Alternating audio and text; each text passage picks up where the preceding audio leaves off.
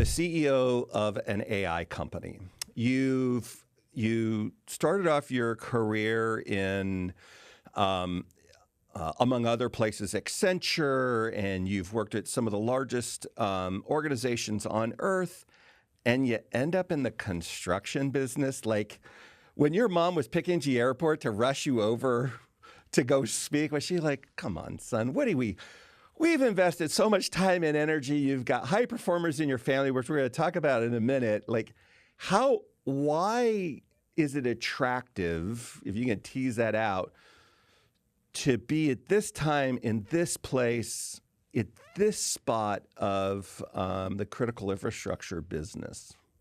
Yeah, I think it just, I always start with it always starts with mom. So it's funny you brought that up. So I, started my career at Accenture, had the opportunity to, go and work in Silicon Valley and worked from, early days as a consultant for emerging companies that are now, obviously, household names. PayPal. Was doing some work with Scott, the CIO there, when I was at Accenture, and then ended up at Walmart in the early days to help them scale what became Walmart Labs, and went on that journey.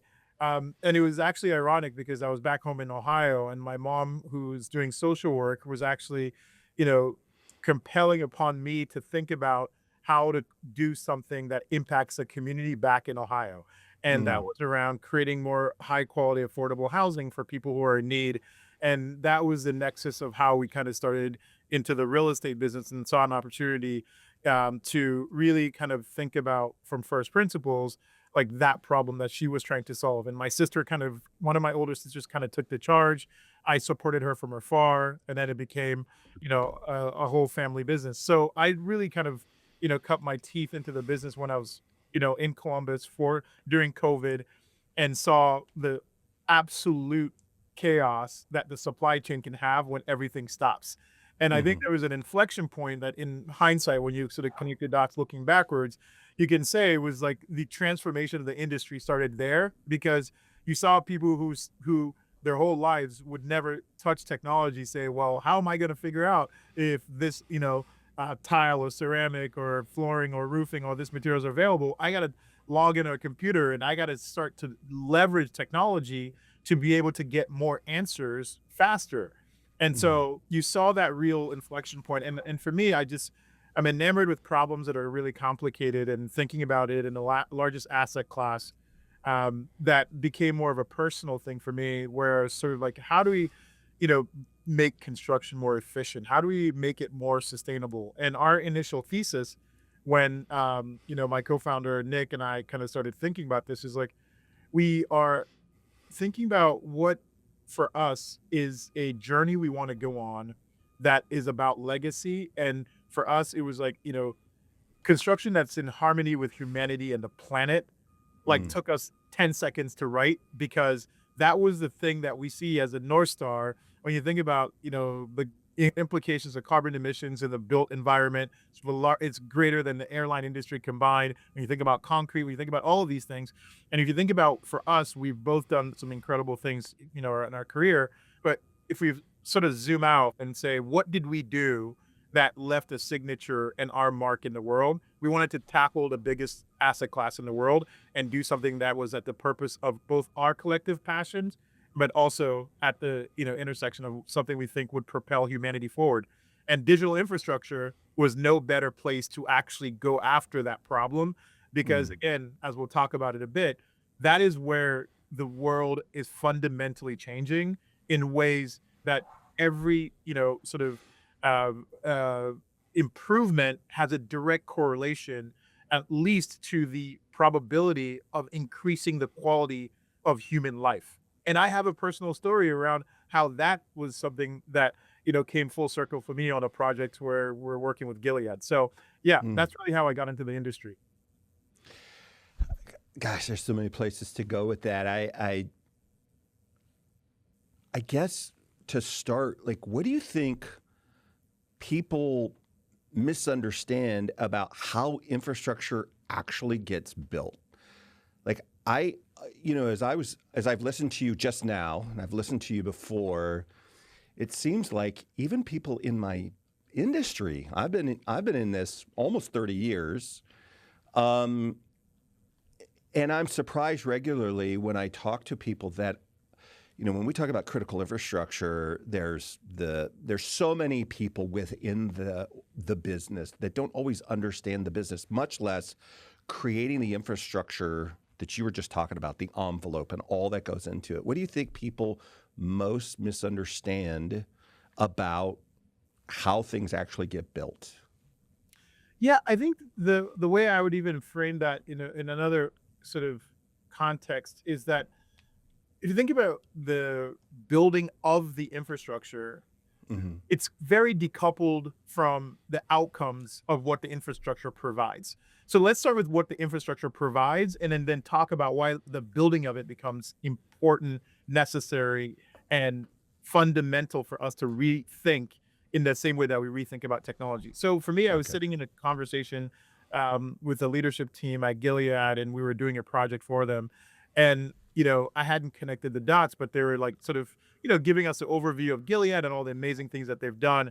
And it so turns out one of them was curing hepatitis C, and they were the ones that did the clinical trial that actually ended up proving to be FDA approved cure. Turns out my dad had hepatitis C at Cleveland Clinic and was part of that clinical trial. Wow.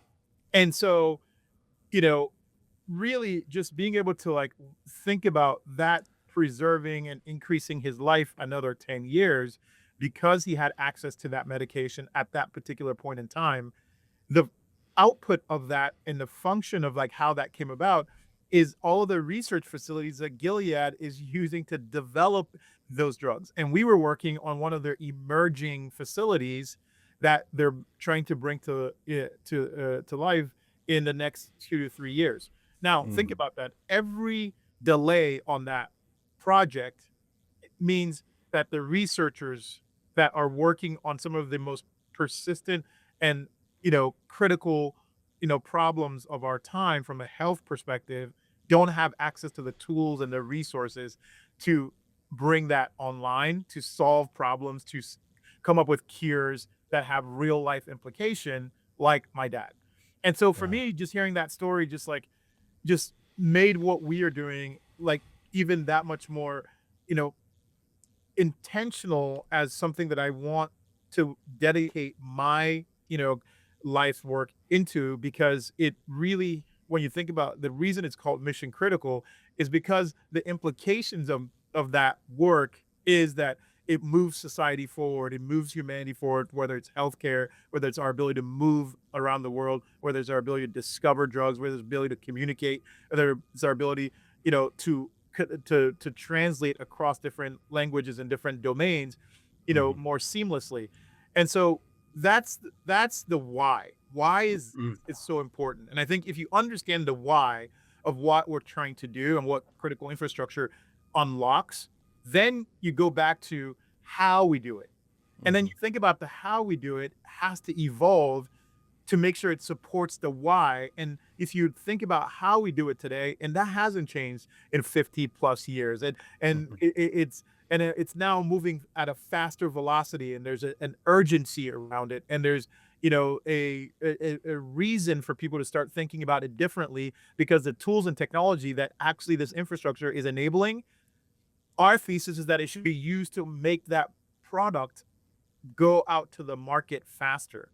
And the enablement of that is leveraging the technologies that, this industry is building, applying those in very specific ways to create velocity and predictability of execution so we can get to the why, so we can get to the Hmm. outcome, so we can get to, potentially solving Alzheimer's disease, potentially cancer, potentially. There's so many other things that this unlocks. Obviously the AI compute and the AI race and our ability to use the latest AI tools is a huge part of that. But what does it unlock? And I think for us, when we think about what's happening in the industry right now, is that these tools is the beginning of a new, you know, progression for humanity in the same way that electricity made it easy for us to create a whole new world, right? And I Yeah. use the analogy that if you were in the 1900s or, even before, you couldn't imagine a world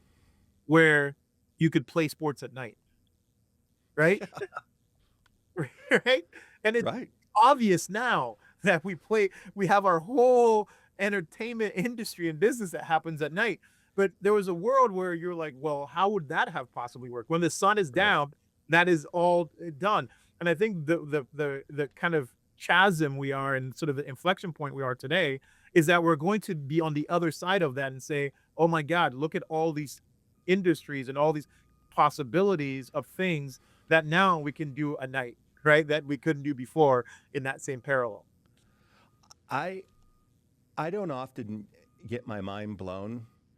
That blew my mind because like all of our lore around the entire world, every culture, what happens when dusk comes in? Couple things. One, everybody comes into the village or the town or whatever. The gate's closed, the watchmen go on the wall, people are accounted for, things are locked down because it's danger at night. There's danger in the village, there's danger out of the village, there's danger in the forest, there's danger in the ocean. Like it is, we need to come in because we have limited knowledge, we have limited tools to see what's going on or hear what's going on, and everything's amplified. You can be a very small, not powerful, whatever, but you can somehow the night seems to amplify, through shadows and voice and whatever, and our senses are heightened. And so when you communicate that, look, now we have these tools, not just to play a ball sport, but you can go race Formula One. You can go to do NASCAR at hundreds of miles an hour.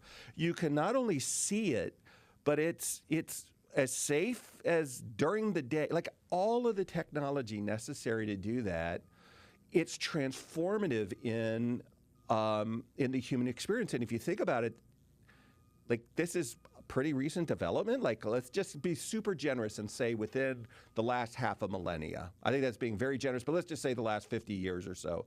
In all of human history, like that's not even an eye blink, right? It's not a blink of an eye, right? Exactly. Yeah. I look, and I think that's one of the things that's fascinating about this industry. I was, having a conversation with, some folks who are as close to it as possible in terms of just building this infrastructure and building this technology for some of the labs.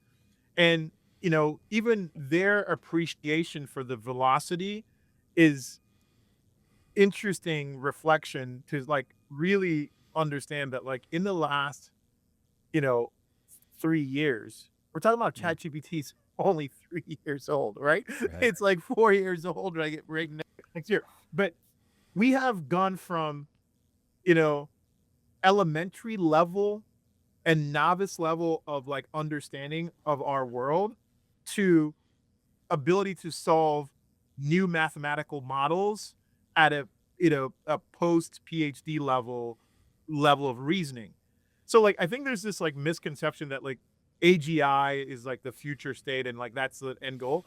I think like AGI is in some context we have already approximated human-like cognition, which is sort of the thing that we think about in the way that the most of the world does heuristics to optimize their lives, right? Right. Like, in your day-to-day life, you use simple heuristics. That's the whole body of work in Right. psychology, philosophy, and sociology. It's just like we're horrible at making decisions because we like follow these simple rudiments or rules within a very narrow band. And like that's really kind of like how we like optimize our lives, right? But now you have tools at your disposal now that are looking at trillions of parameters to like help you optimize simple decisions like how should I write this email, right? Like it's like can we just appreciate that for a second? So Can I want to just, you're cracking me up and I'm going to wrap myself out. I'm probably, Blake, you're going to have to edit this out.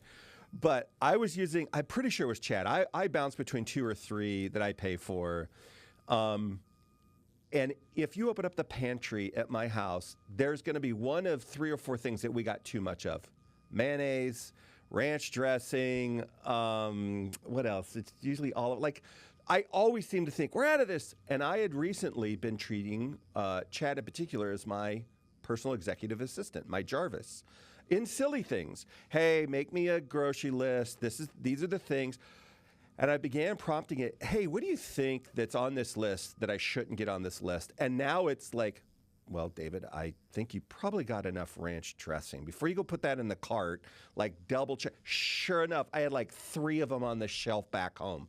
Like it's just, yes, I use it for regular things, organization or whatever, but I don't want it to replace a human relationship, but a memory keeper of things of, hey, when was the last time I did, to the degree that I can form it and it knows my voice and the things that are interesting to me as like my sanity check on, not things that I'm worried about it hallucinating on, but in some of this other stuff, I just find that it is spectacularly helpful. I mean, I've just been leveraging it like that.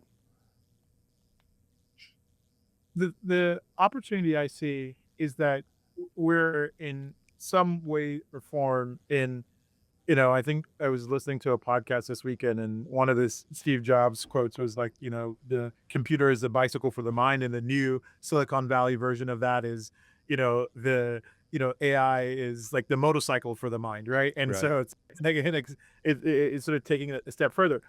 I think, to bring you back to where I see kind of the nexus of opportunity within the space right now and within our industry is, one, understanding that the infrastructure that we're building accelerates the discovery of new tools to more powerful context.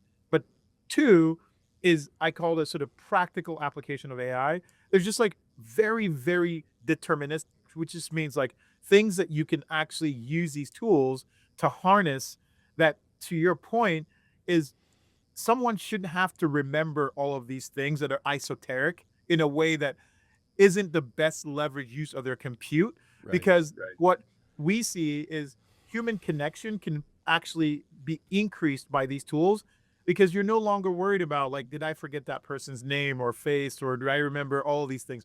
You can use these technologies to do that, but also for like an execution project standpoint, the thing that we see is like, no longer do you necessarily need to have 30 years of experience to learn in 30 minutes what some folks have, like, the scar tissue that they've encountered for 30 years, right? And so we can now increase the velocity of learning for the workforce of tomorrow.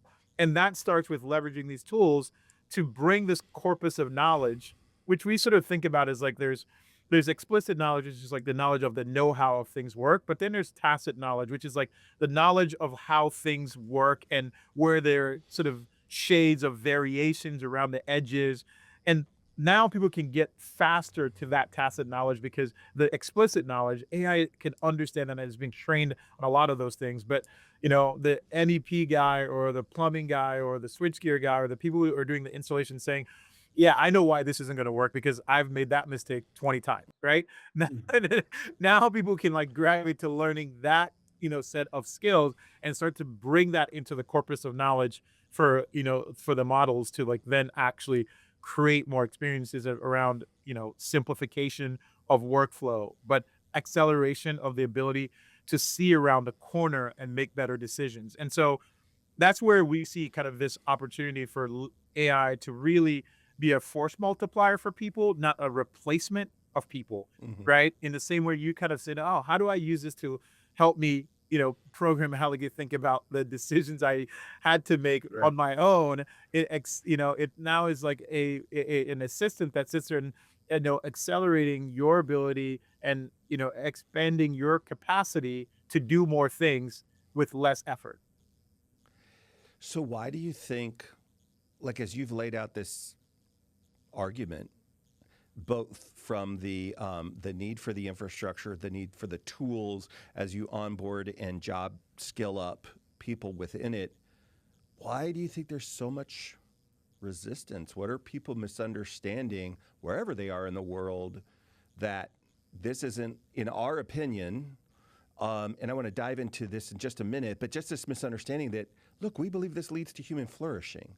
Like, we believe it's going to lead to more sustainable infrastructure. We believe the envelope's going to, be more sustainable than the way that we used to. That we believe the operations is going to be safer. We believe that the output of the tools that are employed on the infrastructure within a data center or the research center or whatever are going to help solve climate change analytics and critical health care and like these disparate things and tap more humans that are not connected to the digital world and all the benefit of that, why do you think there's still a misunderstanding?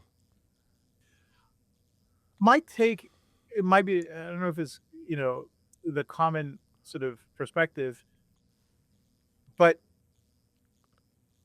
technology has been a black box to a lot of people, almost like some kind of, hidden craft that only a few have access to, only a few have the understanding of. And it's been like kind of like the Silicon Valley and sort of the techies that understand all of these things. I think what we're entering and ushering in is an era where technology is just English language and understanding of what you're trying to solve and the tools, almost like, like a magician's trick where before you didn't understand how the magic happened, but now you can actually see the magic and you are part of the show and you can actually script to the magic yourself. And I think it's going from, a small set of people to the masses. And I think that is the evolution that is really going to like help people who are skeptics become believers. But before it does make sense that people were skeptical because it's like, you don't understand how these things work. Can I trust it? Where is it getting the information from?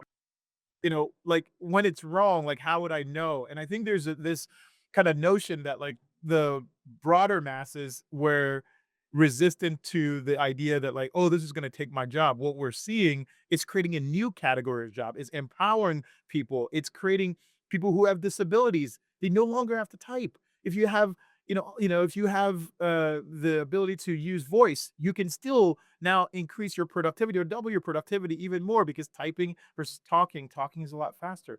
So I think what we see is that the barrier to entry is dropping and the access to the ability to solve problems is increasing, and that's creating a whole new era of people who are kind of locked out of this industry and locked out of the what technology means for them to actually participate in very meaningful ways. I think the idea that you know people will resist AI and resist the technology is going to decrease exponentially over the next couple of years because we've kind of have these new sort of tools that is just talking in the same way that when you first got a smartphone, you're like, well, I don't know, I just like the flip phone. But then you're like, wait a minute, it is actually pretty convenient to be able to log in here and log into my bank account. Wait a minute, it is actually pretty convenient to not have to carry a camera, a phone, right, and a computer. It is actually pretty convenient, right? And then that's sort of like the evolution of that's going to happen. And I think that is only going to accelerate over the coming years. Yeah, uh, I love that you said banking. Like my kids don't even know what it's like to go into a bank. And I remember the very first time somebody said I could deposit a check, I was like, I don't know if I'll trust that. And we probably did something small, $15 rebate or whatever, and it worked. And then something a little bit larger. I don't even think about it now. Like something, first of all, I don't get very many physical checks, but when I do, it's like, doot, doot, doot, doot. And I'm imagining, I just got a check in the mail the other day that I had to go to the Department of Treasury in the state of Georgia, where I'm at in Atlanta, because they reached out to me and said, hey, you got this, whatever it was for, several $100, and it's about to come off our books. You've got like 24 months and you're at the 23rd month to redeem it. So if you want it, so they send me the physical check and in 2 seconds, I'm able to scan it on my bank account and it's deposited. I can't even imagine how much money over the years, or maybe $5 at a time or $20 at a time, where I missed an opportunity to be 1,000 times more efficient because I just do it where I'm sitting at. Sign the back, click, click, it's done. And as opposed to trying to keep up with something. But I also think, I wonder if you agree with this, like more and more of us, especially in the actual construction spot of it, we never thought of ourselves as evangelists, like being able to, why do we do what we do? Like not me, doesn't sound like you, we're introverted engineers, but there's a lot of people in our business that agree completely with what you're saying. These are good jobs. This leads to human flourishing. It can lead to all of these other things. But I've never had to explain myself before. And now, as we're spending time with people who are afraid, like I would be too if half the things I heard were true. We're getting better at explaining, hold on, here's who we are. This is what we're up to. Here's examples that you may not be familiar with that are already, you're interacting with these tools or this infrastructure. This is the truth. And where it's not truth, this is how you hold people accountable. So we make sure that what we end up with is ultimately the best thing for all of us. Yeah, I think, the central nervous system of the construction industry has always been that the owner dictates what they want. The Mm. GC has to go figure out how to build it, and then the subcontractors got to have to fall in line with the GC, and then the suppliers got to go figure out how to like manufacture the components of the products. I think the world we're in now, where you are seeing this insane velocity of execution. I was just, at the Abilene project, which, was one of the projects where they, 11 months to, turning on compute on this mega campus. You go there and it's like another world. And for Mhm. me, what it just uncovers, and for, the folks who haven't seen that scale of construction that's happening, it's like we're kind of building the pyramids again. Right? Yeah. Except this has a utility function that is around, rewiring. We're literally rewiring humanity, right? When you go into Right. these data halls, right? I can only imagine, if you think about, you said in the blink of an eye what's happened in the last kind of 10 to 30, 40, 50 years. But even if you look at the, putting a man on the moon and on the amount of compute we had to do that, and the amount Mhm. of compute that exists in one data hall today, right? It's unfathomable, like the comprehension. And then you look at the campus and you say, wow, there's going to be 8 more of those type of buildings, and that's just one location in the US. Right. Multiply that by all the other locations and all the things that are coming online. I think to me it's just like it paints a very, bullish picture around what this is going to look like in the next 2 to 3 years. We can't even predict. As humans, we're naturally bad at prediction, so I'm not gonna predict. But Mhm. it's just there's an incredible amount of kind of rewiring of our architecture around information, consumption of information, the new interfaces of information that is going to happen over that time horizon, that I think in general is going to be beneficial for humanity. In general, will lead to better outcomes. And I think that in the short term, I having this conversation with my team, my partners all the time, is how do you stay relevant is something that scares people because it's evolving so quickly that you don't know where to, place your bets or stand because it's like sinking sand everywhere. And I think one of the things that we think about all the time is frameworks for staying relevant in an ever-changing world.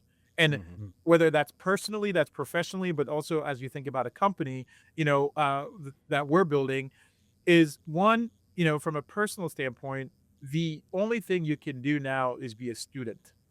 Mm. And if you're a student, you have this mindset of learning.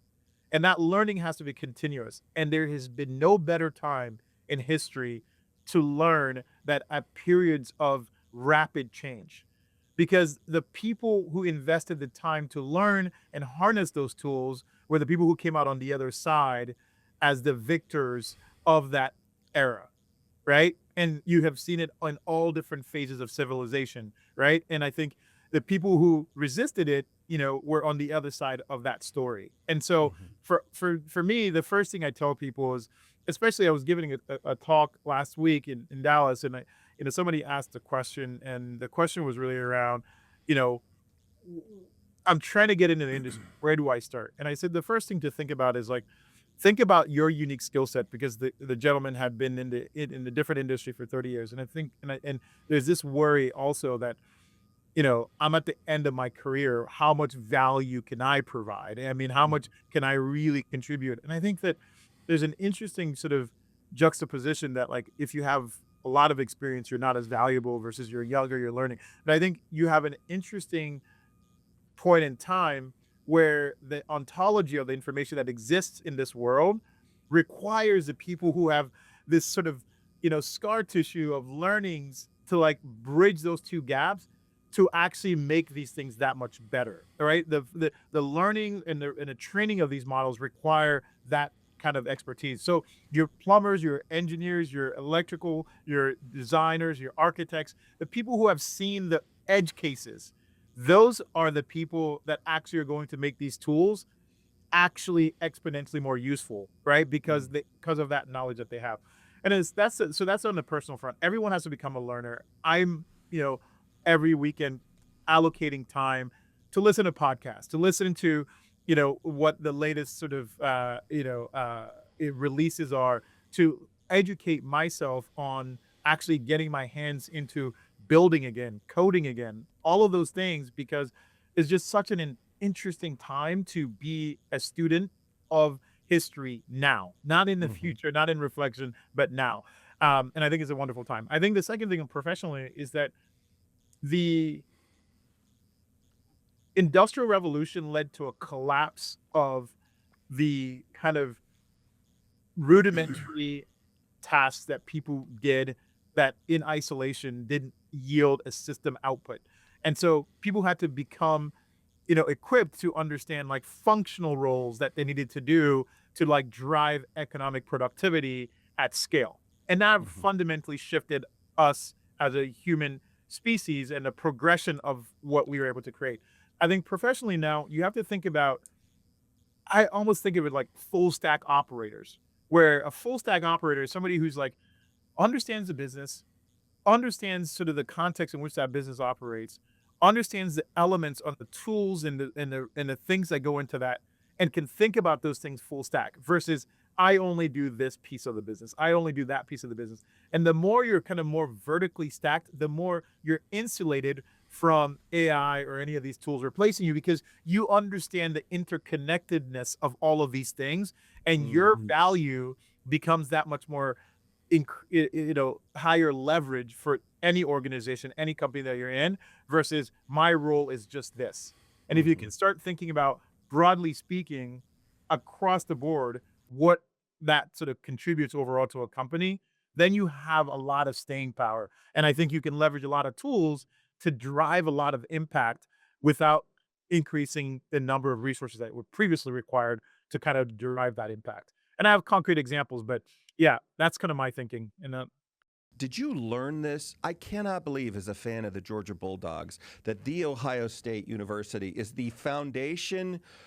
It might have continued with the good work, but was this instilled in you from your parents? Where are you just a genetic mutant? Like, how did this foundational level of my brain is going to be elastic like this? I'm going to be a lifelong learner. I'm going to look for opportunity. I'm sure some of that got shaped. You have mentioned scar tissue many times. I know if you're a founder, if you're an entrepreneur, the other things is almost like being in special operations in the military. You got your scar tissue that you've hard earned successes and opportunities for improvement on the missions you've been on.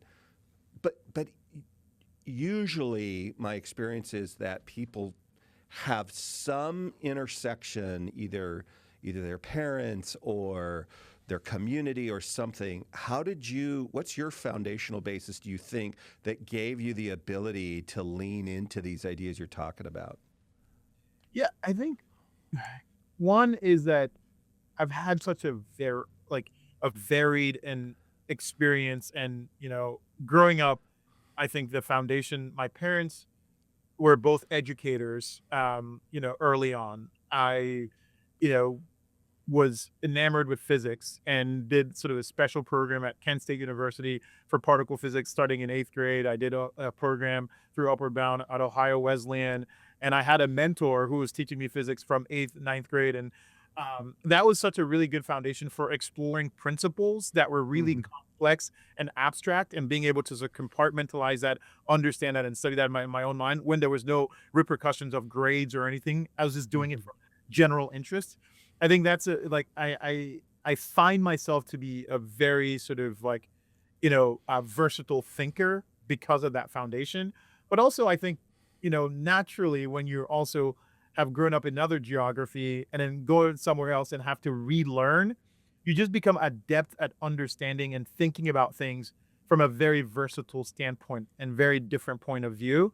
And then having the opportunity to work in Silicon Valley for over 15 years and see that evolution of change and being in a role where my job was really like go out and figure out what's happening in this space, get intelligent on this really quickly.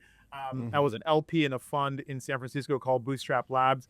This is in 2017. We were looking at applied AI in the vertical industries and thinking about how to, invest in those theses and reviewing some of those, companies early on. So I have had these sort of like incredible, sort of varied experiences that shape the rudiments of how I think. And again, as a lifelong learner, I did, an executive MBA at Stanford as well, and like had the opportunity to interact with some of the best thinkers. And when I look at all of those things and you apply it in a particular domain and you think about what that kind of like unlocks is the ability to sort of like reason through some of these things from first principles while being open to being wrong, while being open to using more data and inputs to reassess and reevaluate, how to shape my thinking to both lead the company, but also to make the decisions that I think guide my sort of moral compass of what I think the future holds. Mm. You mentioned other geographies. What was your other geography? Yeah, so I had the opportunity to go work in Africa for 2 years through Accenture. So I worked in, from Sierra Leone, Ghana, Madagascar, Kenya, Egypt, and South Africa, and just really implementing something for non-for-profit organizations there that range from water crisis to humanitarian crisis around AIDS and different things, women's health in Egypt, and providing access for water in other parts of the world. And so that was something I decided to do Hmm. earlier on in my career. Going back, and not being in a position to give back from a financial perspective, but giving back from like allocating my time and resources to doing that through Accenture. And I'm very grateful for the opportunity to do that through Accenture. And then I lived in London, worked in Oslo in Norway, and then worked in Germany. So it's kind of been, in a very short time horizon, have seen, worked in, and sort of been able to like interface across so many cultures, geographies, business contexts, and then sort of learning along the way. And I think that has kind of shaped my perspective in a way that like allows me to think very laterally, in insofar as I can bring that application into the context which I'm operating. Yeah. Were either of your parents physicists or engineers? No, they weren't teachers. I think I just fell in love with it because again, I was enamored with the idea of flying, planes early on. I wanted to be a fighter pilot. This is something Joe Cava and I share. We didn't even realize it until we're chatting at PTC. But I wanted to be a fighter pilot. I wanted to fly F-16s. I wanted to fly the SR-71, the Blackbird. I Oh, was always, enthralled with it. And I just wanted to understand how the mechanics worked, how the sort of the gravity of it worked. So I kind of like peeled back from that into what is the physics behind it, right? right. The study of motion became something I became passionate about, and a study of movement. So that's how I got into physics.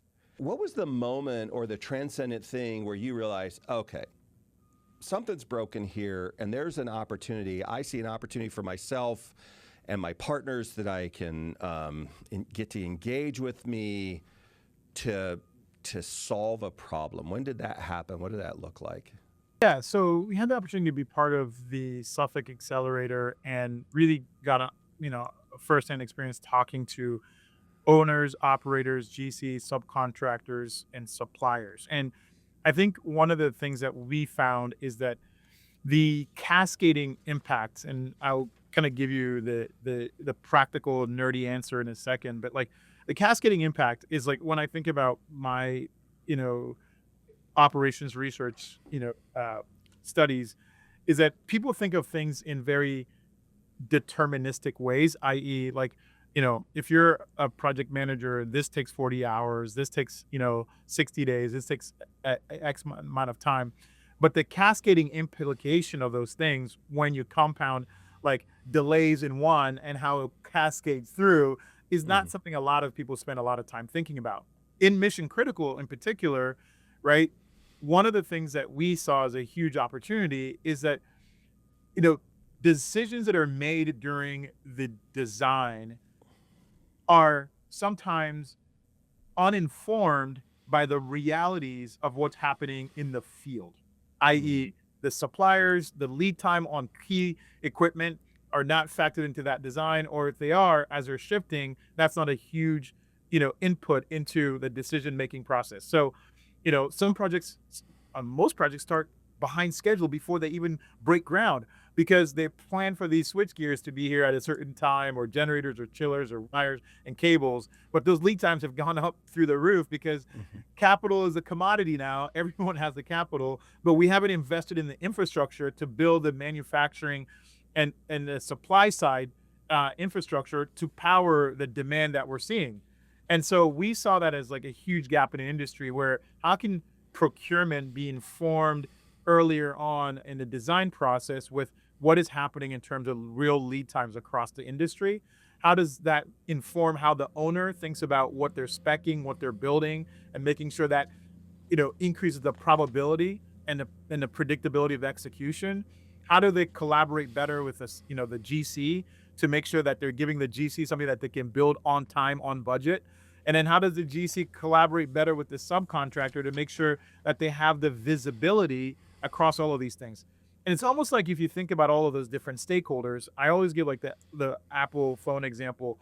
One company responsible for that entire end-to-end experience across software, hardware, all in one.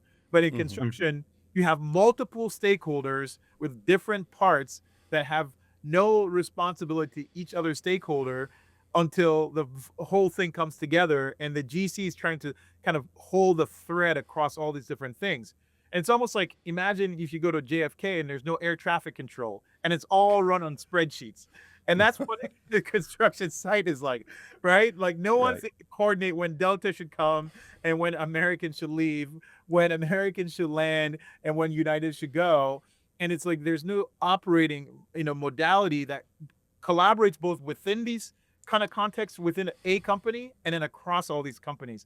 And then there's no way to actually get all of these people to agree to use one system of record. It's like really impossible, right? Hmm. Because they have adverse incentives, right? Like the subcontractor wants to blame the subcontractor before him and said, well, I didn't finish my job on time because the person before me didn't finish their job on time, or my materials were delayed because the person coordinated the materials didn't arrive on time. So we saw this insight to say, okay, if you step back from this, what if AI as an operating principle can like actually oversee and look at all of these different interdependencies all the way from the planning phase through all the way through execution, and sort of be that central command tower across all of these different things, right? Hmm. There's so many insights you can glean from that, right? So when you're planning and you're sort of thinking about the project, what are the lead times, what are the equipment that are out there in industry that fit that lead time? When you're doing sort of your GC selection, like do they have the experience, the required resources and everything that they need to do to execute that plan? When you're looking at your subcontractors and your suppliers, right? Are they brought into understanding your project schedule, timelines, and deliverables? So the goal for us is collapsing the surface area of risk by increasing better coordination across all these different stakeholders, better visibility, and using tools that are out there in the industry in a way that tools and information without everyone having to be on the same system of record, right? Hmm. Somebody could be using Procore, somebody could be using ACC, somebody could be still using a spreadsheet. We ingest it, organize it, and make it useful and actionable for all of the stakeholders. We've only got to talk for about the last 45, 50 minutes or so. And as I've listened to you talk, one of the things I've wrote it down a couple times, you remind me of somebody who's like a servant leader. Like I obviously you have a lot of capability. You've been all over the world. You've worked for small and large organizations. If there's one thing everybody is appreciating is you're passionate, you're bright. Why this why did this problem feel personal enough for you to say, not just that you observe these things and you could help and get Nick and get some others and man, let's go do this. Why is this the one that, at least for now, you're like married to this thing? Like, I'm all in. I'm in this relationship. I'm going to get it done. Why this, as opposed to, I'm sure you've seen along the way, other things that could engage your heart and your mind? What makes this one so personal? We have very, very much thought through this lens of the infrastructure that is being built will change the course of humanity. And we Uh, want part of that foundational phase of like re-architecting and rewiring what is going to happen next. yeah. I think that, both for me from a personal standpoint, is just like this is something that, started from a vision from my mom around how do you give back that like translated into something much bigger, much faster. Mhm. Having been in the industry and seeing again, the story around Gilead and how that was directly correlated with something that impacted my dad's ability to be part of that clinical trial and have Mhm. the drug that actually was the cure for hepatitis C. And my sister works in the healthcare vertical, and she is sort of been a leader in driving towards the future of cancer research, and I am building the infrastructure that is shaping the future of cancer Mhm. research. My dad passed away from cancer, and I think that the way I see the nexus of how I can be a catalyst for what the industry that is going to change the course of humanity is by being embedded into bringing this infrastructure online faster in a way that like unlocks all of these potential and opportunities. So it's something that it's both personal for me, and I like to work at the intersection of things that are have both purpose and passion. And I think that's kind of what, what comes out. And I think in the limit, one of the things that we have been excited about as, as a company is that we've been able to work with people that have and share the same passion and Mhm. and want to move things forward. And that's given us a lot of energy to lean in and work harder, and being able to work with some of the leaders, in this space has been incredibly rewarding from that perspective as well. But there's a lot to be done. And I think, this industry is both, small, but also seismic in terms of impact. I completely agree. I wonder, as you've been, like, you guys are in the thick of it now. I'm sure, you don't have to confess it here, but I'm sure there's been a time or two, you and Nick or whoever else is sitting around like, we signed up for what? Like, how, how we could have solved. I just wish payroll was our only problem. These knuckleheads over here, or this, complication over there.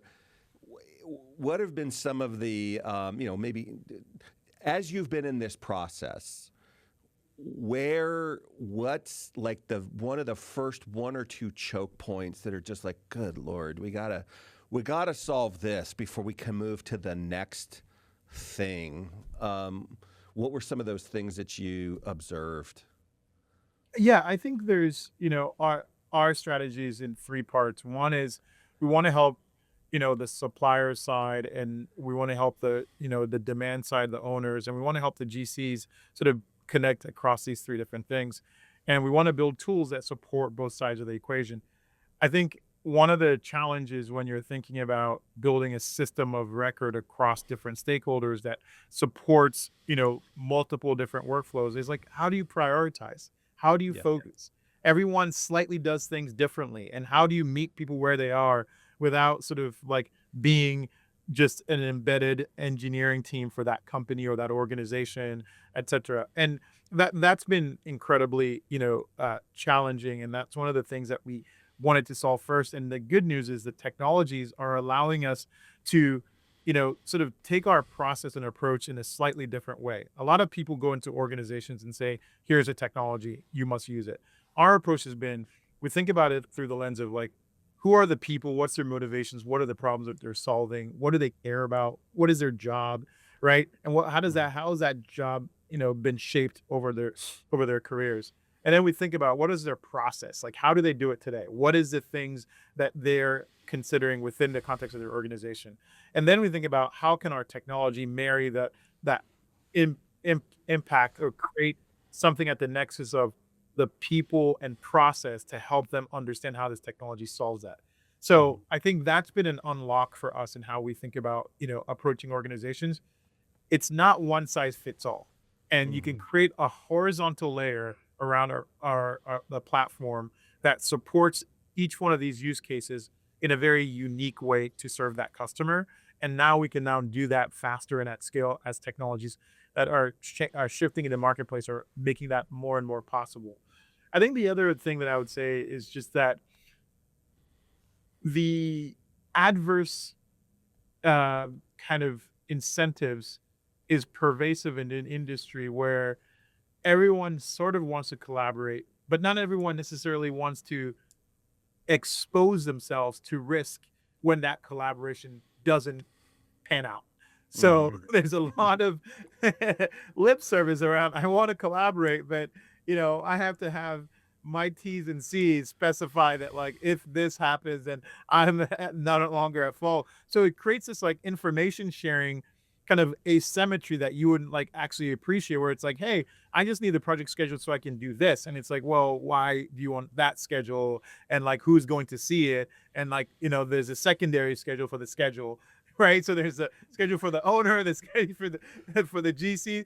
I mean, it's hilarious, but it's true. There's a schedule for the owner, there's a schedule for the GC, there's a schedule for the GC subs, and all of those things are not intricately related. And it's because everyone is, CYA throughout that life cycle. I was just in Japan recently, and we, lucky enough to have some partners there, and they think about it fundamentally differently. And that's Mhm. one of the things that's been interesting.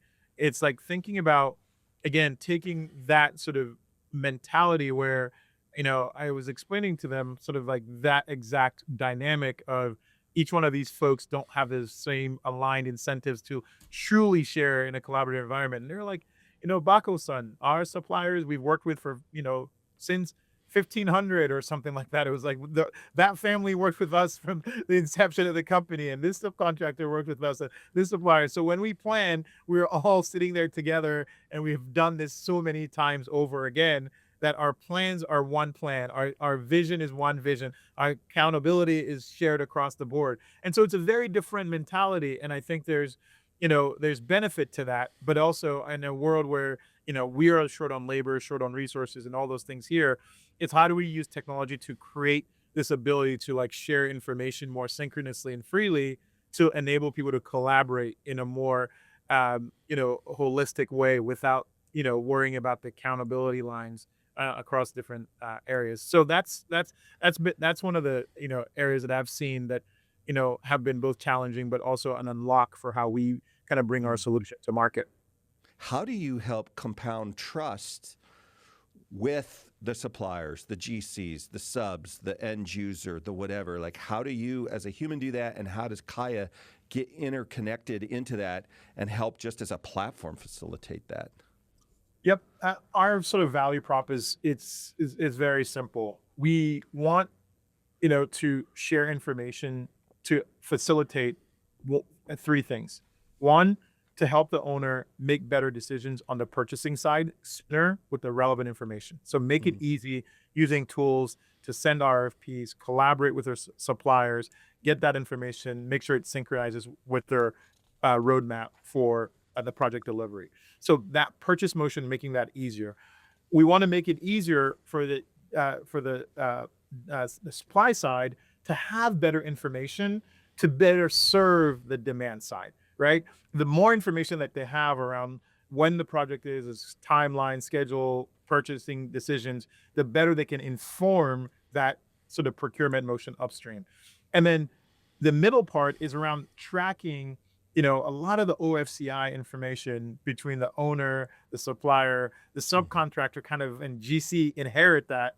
And then Mhm. it's like, that Spider-Man meme, who's on first, right? Right. And Right. and and there's a little bit of gamesmanship there because, if the owner is responsible and it's delayed, then it's like, well, guess what? Like, no LDs. I've done my part. You were late, so therefore that's your kind of responsibility. And so we just want to be sort of the trusted layer of collaboration and coordination across those different stakeholders.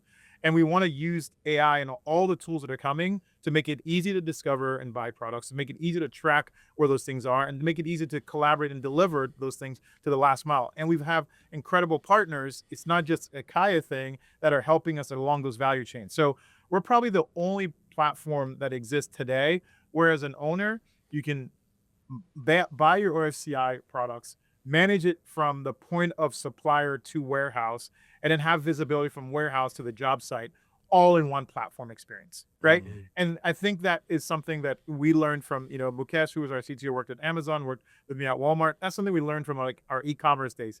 Make it simple and create a meaningful customer experience that's easy to buy, track, and deliver, right? And make it easy for that to happen across multiple stakeholders. Today, that happens in a different spreadsheet over here. Even within the same organization, the purchasing department and the execution department do not talk in the same language, and nor do their subcontractors or suppliers have all that information. So those are like kind of the three simple things. You take nothing away, make it easy to buy, make it easy to track, make it easy to deliver, especially for the OFCI equipment. I'm sure you know Peter Gross and Bill Clayman, well known in our industry, and Bill regularly quotes Peter. I've never heard Peter refute this, so I'm going to assume it's true. And he says that Peter used to say, data center industry, critical infrastructure industry, loves innovation as long as it's 10 years old. Whether that's true or not, you're bringing you. I love the three premise, but is there a not with necessarily somebody like Gilead, but as you come and you're trying to solve these real world problems in real time with an industry that and look, I can appreciate it. I'm dealing with high voltage. I've got the ideas of the whole world that hard drive can't fail.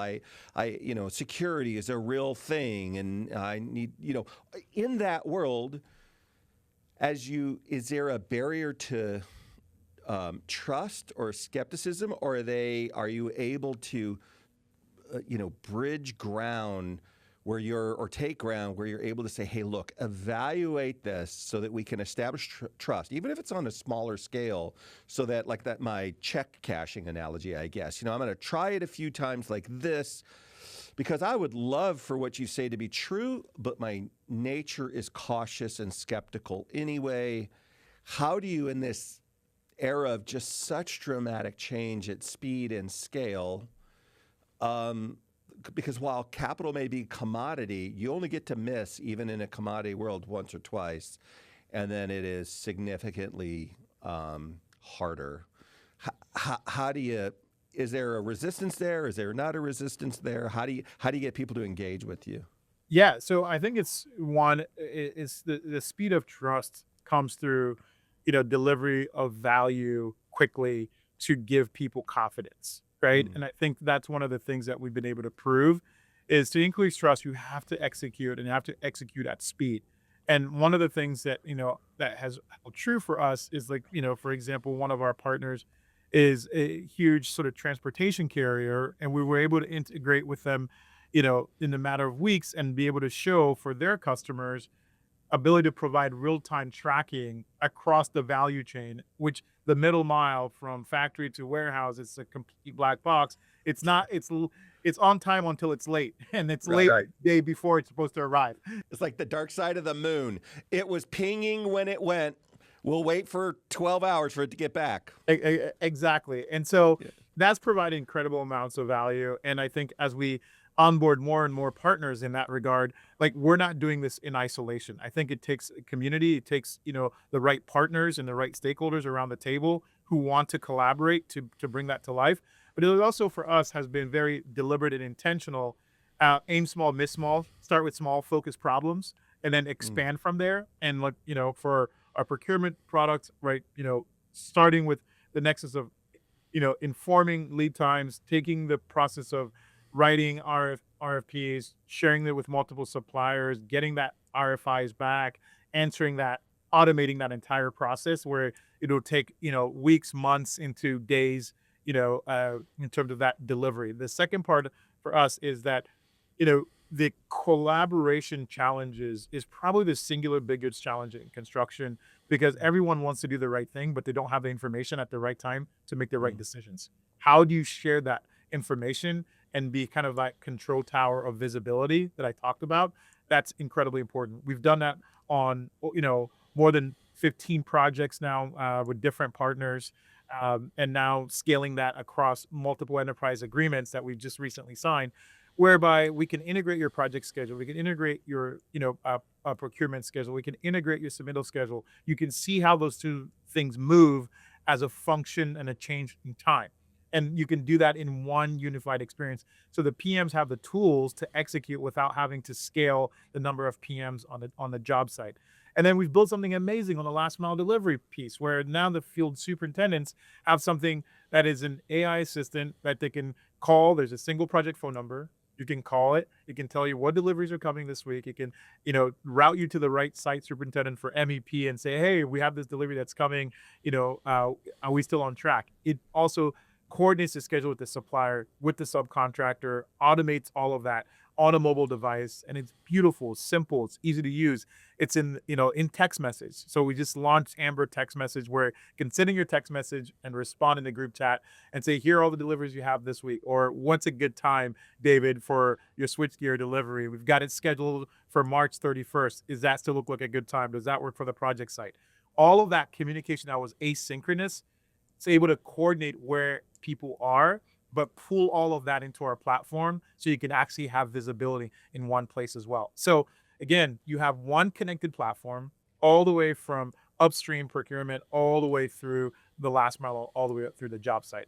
And I think that's one of the things that, we're using technology to create that simplicity of, insight and visibility for the stakeholders across different parts of the organization internally, but also different stakeholders externally. Such a remarkable idea. I love how you articulate it. What a great conversation. I'm curious. You said your parents are educators, and it occurs to me as we're talking, you've got like these two bookends. On the one hand, we're talking about construction, supply and demand. I mean, we talked about the pyramids from the days of the Sphinx and the pyramid, millennia ago. People are trying to figure out, how do we put these things together so we can deliver a project. And the other side of that is we're talking about AI. Some of the most advanced technologies with some of the most historical human endeavors, and we're putting these together. Where I was going with your parents as educators, probably connecting people to a purpose and a story, an idea bigger than themselves. How do you go and connect with other human beings and say, hey, come and join this? Come and join this band of pirates. We use cardboard swords, so nobody's going to get hurt. But it's such an interesting, you can find yourself in so many places, up here in the technology stack, out here in the field, and pretty much everywhere in between. Do you go out and help educate, whether it's kids or new career people or whatever, to come and take a look at this? Here's our premise with our organization and the problems we're trying to solve, but you should get engaged because there's an opportunity here for you somewhere in this world. Yeah, I think one of the things that, to your point, is that I'm incredibly passionate about both what we're doing in the industry, but I'm also passionate about the implications for society. And I think that's where, for me, it also comes full circle. One of the initiatives that I'm excited to sort of tackle, in 2026, is that the infrastructure build out and the velocity and volume everyone knows about. There's no secrets there. But think about the people who are the base of the economic pyramid who no one is talking about. And I think Mm-hmm. that that's kind of the motivating factor for me to, in success, shine more light downstream on those people and their journey and their sacrifices to make this possible. And Mm-hmm. those people, when you think about, where a lot of the core components that go into the data center revolution, the electric cars, critical infrastructure, all of those, they come from very war torn, ravished countries, Democratic Republic of Congo, one of the biggest in terms of like the core, materials, cobalt that goes into Mhm. our materials today. And those people are living on less than $2 a day. And Mm. the infrastructure build out that we're seeing in the demand is creating more nexus of people coming to extract more of those resources, which doesn't compound the quality of life. It actually diminishes the quality of life because you need more people to do more of that labor to extract those resources to go and create all of the upstream value added equipment that we're using in all of these different things, right? That's right. Copper, all the things that go into, the cablings, the wires, the batteries, etc. Those come from like 5 or 6 countries that have most of those resources around the world. And you're seeing the play for rare materials and rare minerals around the world becoming more and more strategic. So my goal is like, we're talking about the supply chain from the OEMs forward. The goal and the limit for me is to talk about the supply chain from the OEM backwards and just Mm. how do we create something at the foundational level that, those folks are benefiting from in, DRC in Africa, in different parts of the world. And I think that's the thing that also having gone back, not when I had the means, but when I wanted to volunteer my time and been in those communities and seeing the impact of some of those things, right? That's what convinces me and compels me that like the moral obligation I have transcends just making the supply chain more seamless for the hyperscalers to build more avatars on Instagram. And like I Right. think there's a more there's a higher order calling that is around, how do we help both people and that are, at the base of the economic pyramid, but also how do we build, one of the things, I'm excited about is, talking to Ecolab about they're doing some amazing stuff around the clean water program, and they're investing in local communities in different parts of Africa to, provide better high quality access to water, and that's a part of their sort of corporate mandate. So, have the opportunity to, talk to some folks there about some of the things that they're doing, and that just gives me immense amounts of life and, the desire to want to really kind of lean in a little bit more and, see how we can bring something to life there that ultimately sheds more light on the opportunities that the data center industry is creating, but from for people who are from afar, right? Yeah. And Mike from Ecolab is leading some of that charge. Is an incredible human, and I want to be supportive and figure out how we bring some of those things to life. And that to me gives me the energy and reward, and it gets the folks around us excited about there's a broader mission here. And when we say, construction as in harmony with humanity and the planet, the name Kaya means home in Zulu. So when we think about home, right, we want to build a better collective home for the planet and Yeah. humanity in general. And that is part of our North Star, and that's part of the name, as part of the DNA for the company. I love that. Whenever we can help support something bigger than itself, I've said it on the show before, a third of the world's not connected to the internet. And so all of these things that we've talked about, if you're not connected, I used to say the modern economy, it's just the economy. If you're not connected, either getting your art up there or servicing in some way, how do you ever change your circumstances? Whether any of the industries throughout all of human history, if you're not connected to it, you just can't change it. And if we get to the end of our lives as human beings and we haven't helped our neighbors, whether they are literally next door or they're somewhere else on this spaceship going through space with us, what does it get? What does it matter if you gain the whole world, as the saying goes, right? But you're not helping anybody else. It's I really dig that. So we're about out of time here. I just got a couple quick questions for you. One belief about AI, do you think in general people get wrong? Mm. I think to me is like, super intelligence is where AI gets useful. I feel like there's this sort of like, we're sitting on our hands waiting, we're waiting for the destination and not enjoying the journey. And I think in the journey right now, there's exponential like impact that AI is already having.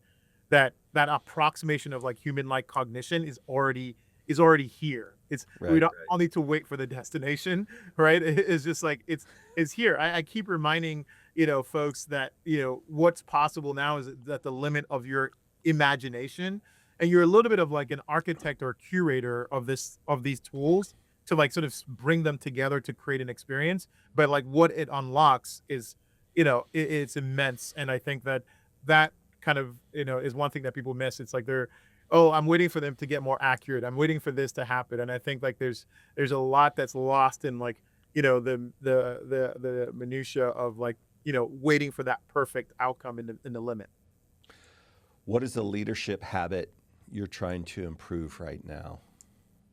Oh, I would say for me, it's being, one of my dad's biggest characteristics that I struggle and I want to be and emulate more. He had this innate ability to make people feel both heard, understood, and appreciated all at the same time. And Mm, it comes from this sort of place of, you might have a lot of information, a lot of things, or a lot of, you know, uh, ideas, and there's a lot of, you know, motivations of what you want to do or accomplish. But the most important aspect of human change is changing other people or bringing other people to your side of the world, mm, having a shared understanding. And he was able to do that as a pastor, in a congregation of different ethnicities from different parts of the world, and making each one of those people feel and understood in the way that they want to be understood. And I mm. think some of the times, in this industry, and in for me, one of the areas I always want to continue to grow is just making that space and time for every layer of people you interface with to feel heard, understood, appreciated, and acknowledged in a way that like resonates with who they are at their core, not Mm, who I want them to be, not how right. I want them to feel, what I want them to learn. And so, for me, I'm grateful for this opportunity for you to help me tell my story, but also just more than that, profoundly and deeply appreciative for all the other people who have listened to me and made me feel heard. And, that includes you, that includes Dean, that includes Phil, both Phils, that include, Wade from NVIDIA, just Right. just so many of these stewards, like, Joe, like there's so many of these incredible people that I have the opportunity to, interact with and collaborate with. And also just acknowledgement to some of our partners and customers who are just incredibly willing to and collaborative, and to help us help them solve these problems, because it requires that collaboration and coordination on both sides, to bring things to life that are magical. And all we are doing is we just want to put our life's work out there and put all we have into it, and that's a Right. collective thing at our team. What was your dad's name? Sam, which is also my middle name. What a what an incredible legacy as a dad, um, and a son.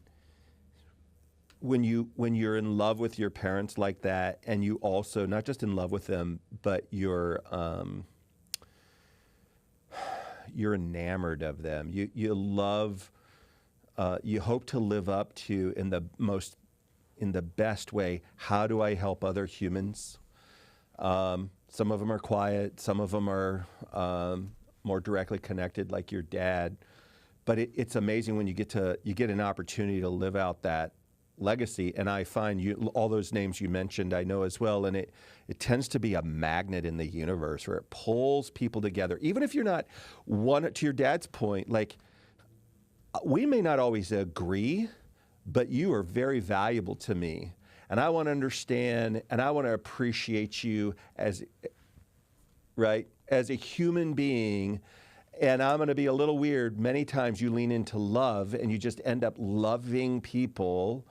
And when you do that, it feels like there's almost nothing you can't change for good. And when we don't do it, when it's always to some ulterior end, obviously we got to pay the bills and do the things.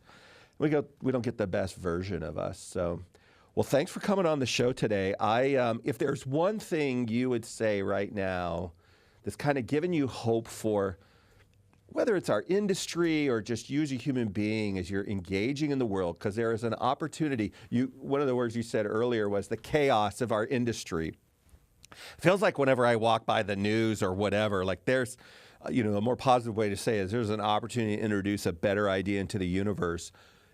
What's giving you hope right now that what you're up to as a whether it's part of your job or just as a person, it just gives you hope. Like, look, I'm gonna do the very best I can to affect a change. What would that be? Yeah, what gives me incredible amounts of hope is that the rate of adoption of the technology is like growing exponentially. Mm, And I don't think that we're in this phase of doubt anymore. There is this phase of like, I don't want to be left behind.